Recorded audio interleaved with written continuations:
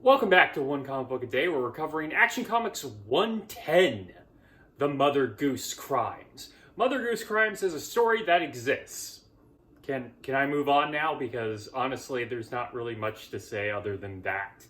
It is just a regular criminal story. You could throw it into like a mob story, but this isn't really a mob. It's just like a very creative criminal group. It's a Susie story as well. As Susie, if you have forgotten or have not watched these videos before, is Lois's niece who tells white lies.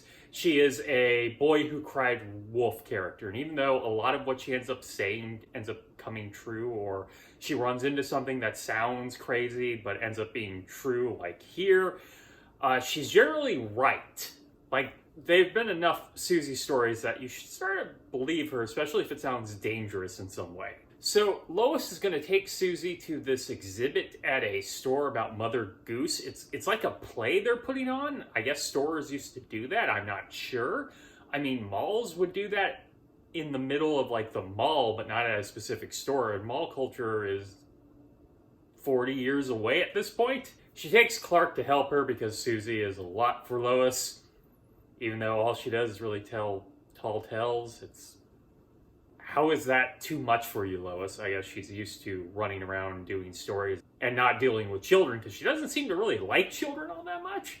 That's not true. She just doesn't like Susie. She's related to Susie. Susie immediately walks into the backstage area of the play where she discovers right away that all these actors in costumes are actually robbers here to rob all the rich people to this rich store that can put on some sort of play. I guess it's sensible, though. There's going to be some sort of trouble made from that. She gets in trouble and one of the people almost shoots her in the face. That's actually pretty dark for the 1940s. Congratulations. Though they were big on suicide at this time too. And then Superman has to show up and save everybody, and that's the uninteresting part. They're not really doing anything, and Superman's not being all that creative. There is a fun moment where he does get to throw an escaping criminal who's jumping into a laundry chute back up, and that makes me think like, okay, maybe these lesser stories would be more interesting if Superman was more creative about how he stopped them, but mostly it's just kind of him jumping, grabbing them, throwing them, taking a bullet, which was fun for the first few times, but it hasn't really been all that interesting now that we've seen it 100 times.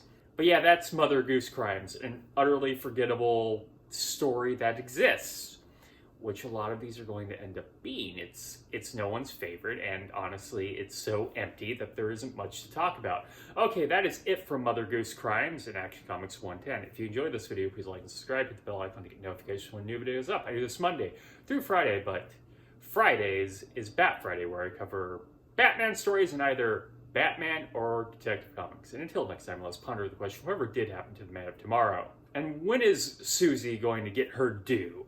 Okay, have a great day.